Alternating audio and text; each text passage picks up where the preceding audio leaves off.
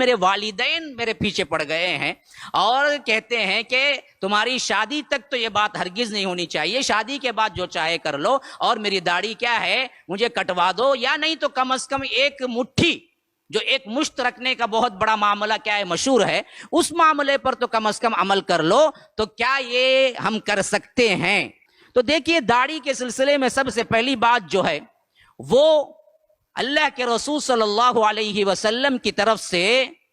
کوئی لمبائی کی حد مقرر نہیں ہے۔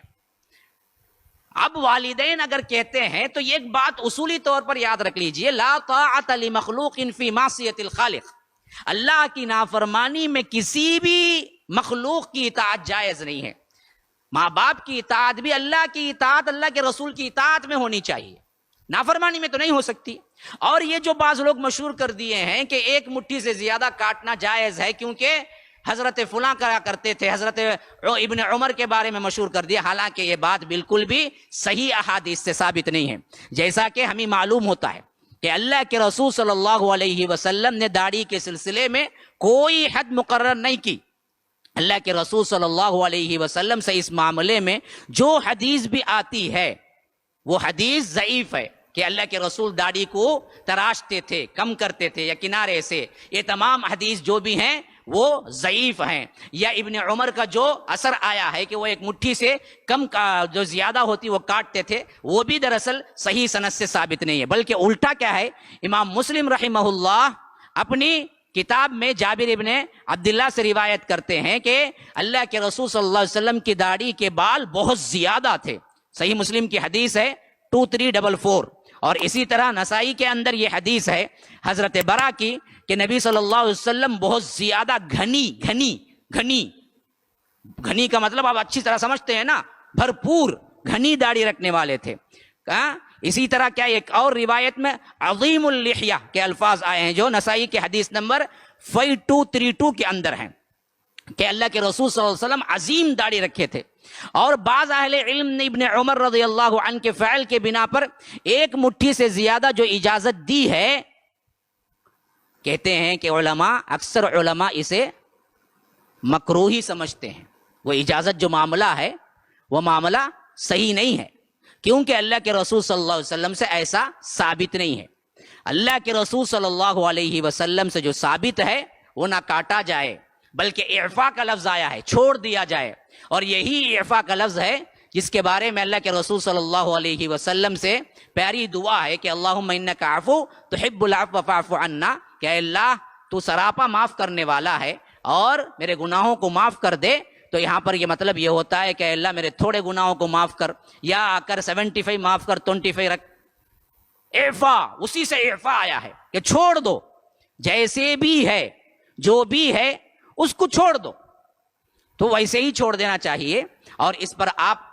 عزم مصمم کریں، انشاءاللہ اللہ تعالیٰ غیب سے مدد فرمائے گا۔ والدین کے دلوں کے اندر بھی اللہ تبارک و تعالی ان کے حیثیت سے اللہ تعالیٰ شرح صدر کرے گا اور غیبی مدد فرمائے گا، آپ اسی پر کامزن رہیے۔ السلام علیکم ورحمۃ اللہ وبرکاتہ۔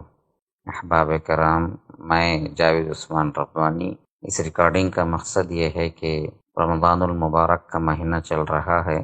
اور اللہ کے رسول صلی اللہ علیہ وسلم اس مہینے میں سب سے زیادہ سخاوت کرتے تھے، جیسا کہ روایتوں میں آیا ہے کہ اللہ کے رسول پہلے ہی بہت سخی تھے، کان اجود الناس۔ اور اسی طرح اسی روایت کے اندر یہ بات بھی آئی ہے کہ جب رمضان المبارک کا مہینہ ہوتا تو اللہ کے رسول صلی اللہ علیہ وسلم کی سخاوت کا یہ عالم ہوتا کہ وہ بڑی تیز آندھی کی طرح چلتی، یعنی بہت زیادہ سخاوت کرتے۔ اور اس کے علاوہ بھی بہت سے لوگ اس رمضان میں زکوٰۃ نکالتے ہیں اور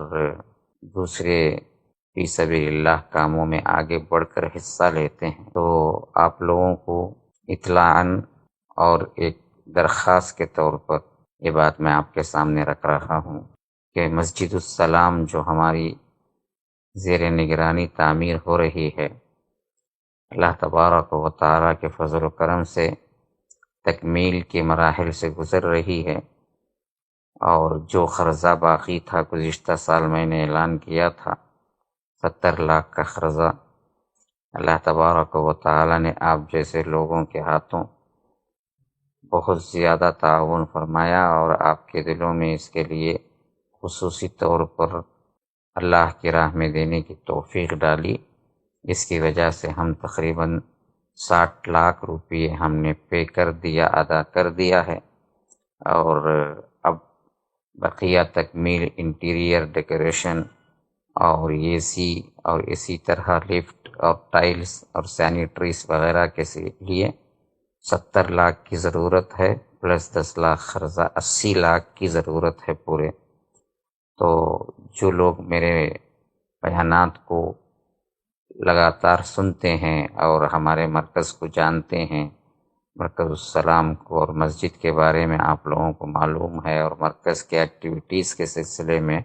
آپ لوگوں کو اچھی طرح معلوم ہے، اس کے لیے آگے بڑھ کے آئیے۔ رمضان المبارک میں 1 کا 10 ملتا ہے، تو اللہ تبارک و تعالیٰ کے پاس بے انتہا اجر و ثواب ہے۔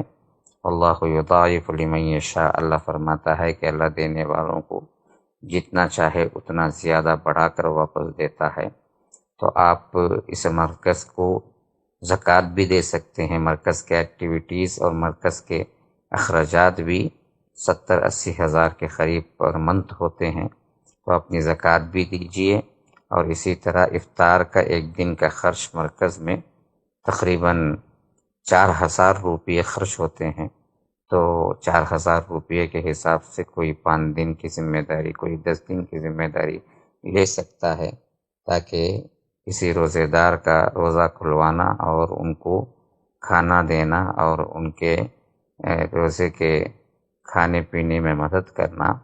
اللہ کے رسول صلی اللہ علیہ وسلم نے فرمایا کہ اس کو اللہ تعالیٰ ایسے ہی اجر دیتا ہے بغیر وہ روزے دار کی ثواب کی کٹوتی کے، یعنی پورا ثواب اس کو 1 روزے کا دیتا ہے۔ تو یہ بہترین مواقع ہے۔ مرکز السلام آپ کو درخواست کرتا ہے کہ آپ آگے بڑھ کے آئیں، اس 80 لاکھ کا جو بقیہ اماؤنٹ ہے اس کے لیے آگے بڑھ کے آئیں، اور افطاری کا 4000 کا اماؤنٹ جو ہے، اور مرکز کو چلانے کے اور انتظامات کے لحاظ سے 70-80 ہزار کا جو معاملہ ہے اس پر بھی آگے بڑھ کے آئیں، اور جو نمبرات دیے گئے ہیں اکاؤنٹ نمبر ہمارے مرکز کے، اور باہر والے ہیں تو ویسٹرن یونین سے یا آ کر ہمارے طلباء سے رابطہ کر کے آپ لے سکتے ہیں، اور جی پے اسی طرح فون پے وغیرہ کے لیے 9884112044 سے رابطہ کر کے اس نمبر پہ ڈال سکتے ہیں۔ تو آپ سب سے گزارش ہے کہ آپ آگے بڑھ کے آئیں اس کاز میں، اللہ دینے والوں کو اور زیادہ ترقی دے اور زیادہ ان کے رزق میں کشادگی دے۔ اللہ تعالیٰ جن لوگوں کی سکت نہیں ہے، اللہ تعالیٰ ان کو دنیا کی دولت سے مالا مال کرے اور اس کے ذریعے دین کا کام لے۔ اللہ تعالیٰ سب کو صحت و عافیت کے ساتھ دین و دنیا کی ہر بھلائی عطا کرے۔ السلام علیکم ورحمۃ اللہ وبرکاتہ۔